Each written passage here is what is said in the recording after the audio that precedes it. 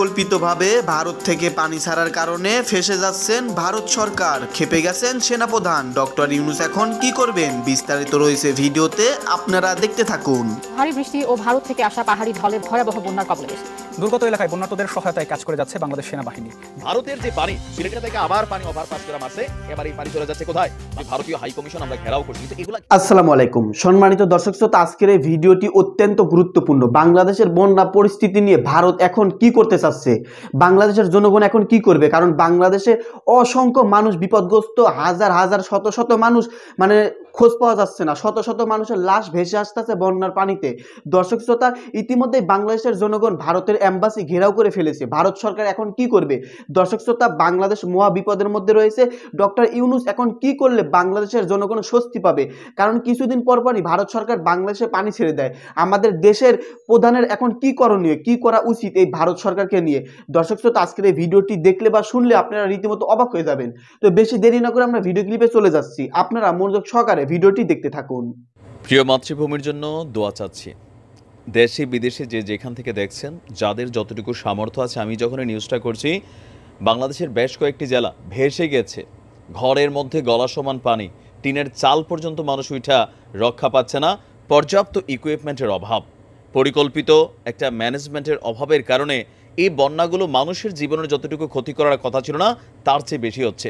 আসলে আমাদের যারা রাজনীতিবিদ আছেন, তারা কিন্তু দেশ নিয়ে ভাবেন না, মুখে মুখে বলেন। ব্যক্তিগতভাবে গত 53 বছর এই দেশকে যারা শাসন করেছে, নিজেদের আখের গোছাতে ব্যস্ত ছিল, লুটপাটে ব্যস্ত ছিল। কিন্তু ভারতের অবস্থা দেখেন, আমরা ভারতের যত গালি দেই, কিন্তু ভারতের মধ্যে একটা কমন জিনিস কি আছে জানেন?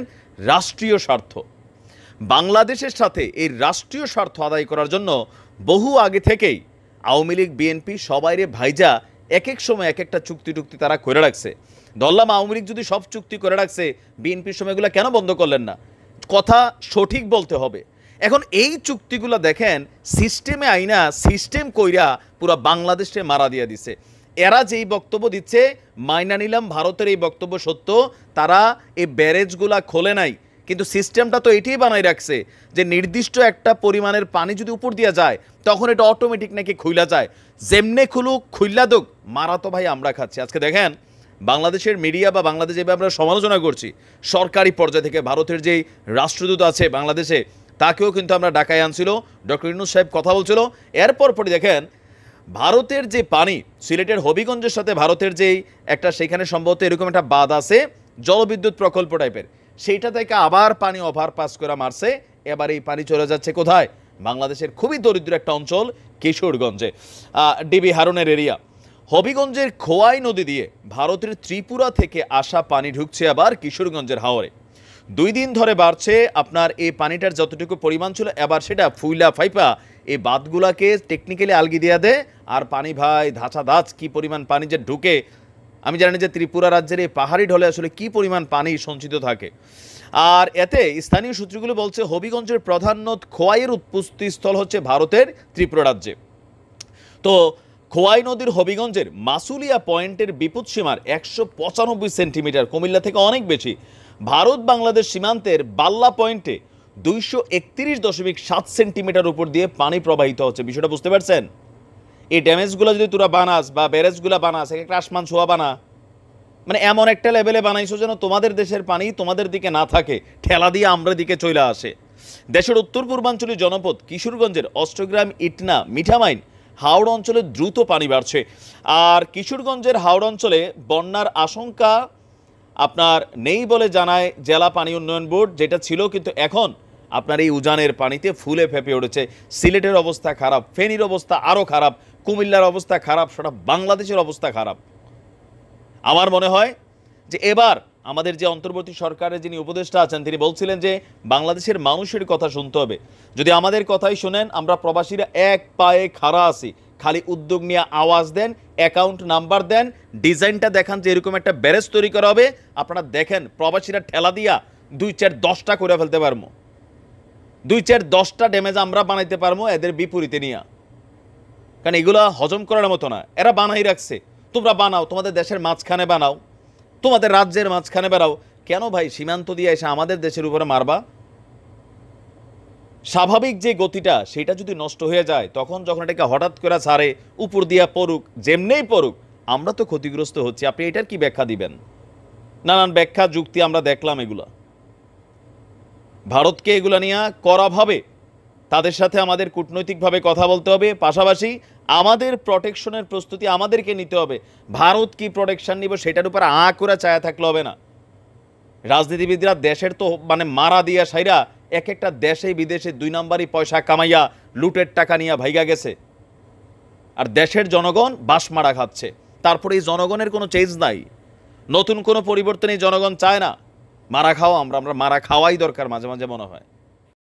শুনতে ভাল লাগছে যে ভারতীয় হাই কমিশন আমরা ঘেরাও করছি, কিন্তু এগুলা ঘেরাও কইরা কোনো লাভ হবে না। যেটা কাজের কাজ সেইটা করতে হবে। তবে এটা একটা প্রতীকী প্রতিবাদ, কারণ বাংলাদেশের ইতিহাসে আমি জানি না এভাবে ভারতের বিরুদ্ধে বাংলাদেশের জনগণ খেপছে কিনা। 2টা কারণে খেপা। আমি বারবার বলি যে এই দেশটাকে অস্থিতিশীল করতে ভারত বিভিন্ন সময় বিভিন্ন রকম ভূমিকা রেখেছে, পজিটিভ ভূমিকাও রাখছে, অস্থিতিশীল করতেও রাখছে। 71-এর সময় যে ভূমিকা রাখছে প্রশংসনীয়, কিন্তু বিজেপির এই সরকার বা অতীতে এই যে ব্যারেজ ট্যারেজ নির্মাণ কইরা চুক্তিমুক্তি করে এক একজন এক এক ফায়দাটাতে এই দেশের রাজনৈতিক দলগুলো নিছে, এখন এটার প্রতিকার কি? আজকে আমরা দেখলাম ভারতের যে কি বলা হয় যে হাই কমিশনার প্রণয় ভার্মা, সে আমাদের প্রধান উপদেষ্টা ডক্টর ইউনূস সাহেবের সাথে কথা বলেছেন। ইউনূস সাহেব অনেক হাসি খুশি কথা বলছিলেন, বাট আমার ভাল লাগে নাই। এটা কূটনৈতিক সম্পর্কের কারণে হয়তো হাসি খুশি কথাবার্তা বলা লাগে, কিন্তু আমার কাছে মনে হয়েছে চোখ মুখ খিচ্চা প্রণয় ভার্মার সাথে কথা বলা দরকার ছিল একটু রাগি রাগি ভাবে। কারণ এরা মনে করবে যে আরে কি আর ইউনূস ভাই তো আমগো এই সেই, হ্যাঁ এটা হইতে পারে। আই এম সরি, বিকজ আমার এলাকা শেষ ভাই, আমার এখন আর এই কথাগুলো আসে না। আমার মনে হয় আর কি ডক্টর ইউনূস সাহেবের দরকার ছিল একদম কড়া চোখ টোক চেহারা কইরা, হ্যাঁ মানে একটু মোটা গলায় কথাটা বললে ভাবতো যে না বাংলাদেশ খুব মাইন্ড করছে। তো যাই হোক, আমাদের যুবক ভাইরা, ছাত্ররা, বিভিন্ন সংগঠন ভারতীয় হাই কমিশনারের যে অফিস আছে সেটাকে ঘেরাও করছে। দাবি হচ্ছে 24 ঘন্টার আলটিমেটাম দেওয়া হয়েছে। এখন এই 24 ঘন্টার আলটিমেটামে আদৌ কোনো কিছু করার নাই। প্র্যাকটিক্যাল সিচুয়েশন, এই মুহূর্তে ভারত চাইলেও কিছু করতে পারবে না। কেন আমি বলি, রাইট নাও আমরা যখন ভিডিওটা করছি ভারতের ব্যারেজগুলো কিন্তু আসলে বন্ধ হয়ে আছে, রাইট নাও বন্ধ আছে। পানি কি বন্ধ হচ্ছে? না।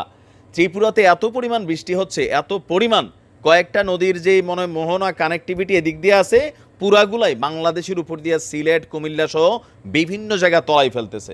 আর অপরদিকে ভারতের হাই কমিশনার প্রণয় ভার্মা, সে আমাদের ডক্টর মোহাম্মদ ইউনূসের সাথে সাক্ষাৎ করে বলছে যে পানির উচ্চতার কারণে বাঁধ থেকে স্বয়ংক্রিয়ভাবে পানি নেমে এসেছে। আমি আমার আগের ভিডিওতে বলছি, আবারও বলি, এরা গত 53 বছর ধরে এখানে সিস্টেম করছে। এরা কিন্তু জানে ফিউচারে কি হবে, একটা মোটামুটি আইডিয়া করে রাখে যে দোষ আসলে যাবে কি অটো। ওই যে পলক বলছিল আমি বন্ধ করে নাই, বন্ধ হয়ে গেছে। আমার কথা হচ্ছে আপনারা একটা প্রযুক্তি যখন বানাচ্ছেন, 2টা দেশের মধ্যে চুক্তি হচ্ছে, এইটা আমরা এই চুক্তিটাই করব কেন? যেই চুক্তিটা বাংলাদেশ রাষ্ট্রের জন্য ক্ষতিকর, এইটা আমরা কেন করব? আর চুক্তি যে করছেন, সেই চুক্তি থেকে নিজেদের যেই ন্যায্য হিস্যাগুলো গত এই ব্যারেজগুলো তৈরি হওয়ার পরে প্রত্যেকটা সরকার ক্ষমতায় আসছে গেছে, আমরা কি এগুলো নিয়ে কথা বলে টিকে থাকতে পারছি, নাকি ব্যারেজগুলোকে ভারতের সাথে সরকারের সাথে কথা বলে ভাঙাইতে পারছি? কোনোটাই করা সম্ভব হয় নাই, এখনও হবে না। মনে রাখেন, এখন আমাদের যেটা করণীয়, এই হাই কমিশন ঘেরাও না কইরা ডক্টর ইউনূস সরকারের পক্ষ থেকে, আমি মনে করি এটা কোনো রাজনৈতিক সরকার এই সিদ্ধান্তটা ভুলেও নিবে না। কেন নিবে না? ক্ষমতায় থাকার জন্য ভারতের সাথে সুসম্পর্ক লাগে, ভারতের রাজনৈতিক দলগুলোর হালকা চাটা লাগে। আপনি দেখবেন এটা হচ্ছে বাস্তবতা। তবে ডক্টর ইউনূস যেহেতু আজীবন ক্ষমতায় থাকার পরিকল্পনা নেই, একটা উদ্যোগ নেন, বাংলাদেশে বেশ কয়েকটা ব্যারেজ তৈরি করেন। আমার মনে হয় যে যেখানে ভারতের সাথে আমাদের ব্যারেজ আছে, ঠিক সেই এলাকাগুলোতে প্রত্যেকটা স্পটে আমরা নির্দিষ্ট একটা দূরত্বে একটা হিসাব নিকাশ কইরা আমাদের ব্যারেজগুলো তৈরির একটা উদ্যোগ নেন। এটা আমি বললাম যে ডক্টর ইউনূসের সরকার ছাড়া এটা কোনো সরকারই এই কাজটা করবে না। তাহলে এটা হবে ভারতকে ওভারটেক না। তোমাদের দরকার হচ্ছে পানি ছাড়ো, আমাদের যদি দরকার হয় আমরা পানি আটকাই দিব। সোজা হিসাব, তোমাদের মন মতো ঝাড়বা। এই যে যেমন ধরেন এখন ছেড়ে দিল বন্যা, আবার আমাদের যখন দরকার হয় এই পানিটা আমরা পাই না, তারা যদি ওভারপাস করে রাখে, আমাদের যখন কৃষিকাজের জন্য পানি দরকার হবে, আমরা আমাদেরটা পরিমাণ মতো একটা গেট খুলা সারি, 2টা গেট খুলা সারি পানি ছাড়বো। এই ঘেরাও টেরাও, ডাইকাইনা, তলব, এগুলোতে পাত্তাই পাবে না বাংলাদেশ। দিন শেষে যত কথাই বলি, ভারতের সামনে বাংলাদেশের বেল নাই। আমরা ফেসবুকে যুদ্ধ করতে পারবো, লিখতে পারবো, কিন্তু প্র্যাকটিক্যালি ওইভাবে করা যাবে না। আমার কথা হচ্ছে ভারতের সাথে সুসম্পর্ক রাখেন, কিন্তু আমাদের ন্যায্য অধিকারের ভিত্তিতে। আর পাশাপাশি ভারতের দয়ার উপর নির্ভরশীল হওয়ার দরকার নেই। তো বাংলাদেশ অনেক আগাইছে, লুটেরারা অনেক লুট করছে, এদের সম্পত্তিগুলোকে বাজেয়াপ্ত কইরা এরকম 2, 4, 50টা 100টা ড্যামেজ তৈরি করেন, মানে ব্যারেজগুলো তৈরি করেন, আর আমরা প্রবাসীরা তো আসি। সম্মানিত দর্শক শ্রোতা, আপনারা বিস্তারিত ভিডিওতে দেখতে পারলেন আমাদের দেশের বর্তমান পরিস্থিতি। ভারত থেকে পরিকল্পিতভাবে পানি ছাড়ার কারণে আমাদের দেশ কিন্তু প্রায় অচলের দিকে চলে গিয়েছিল। এখন আস্তে আস্তে স্বস্তি মিলতেছে। দর্শক শ্রোতা, ভারত কিছুদিন পরপরই আমাদের দেশে পানি ছেড়ে দেয়। এই পানি ছেড়ে দেওয়ার কারণে বাংলাদেশের শত শত মানুষ মারা যায় এবং হাজার হাজার মানুষ ক্ষতিগ্রস্ত হয়।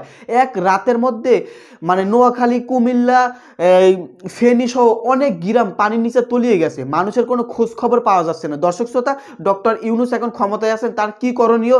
অনেকেই বলতেছে ভারতের অপর পাশ দিয়ে আমাদের বাংলাদেশে সেরকম একটা বাঁধ তৈরি করা যেন পানি না আসতে পারে। আপনারা কি বলেন দর্শক শ্রোতা?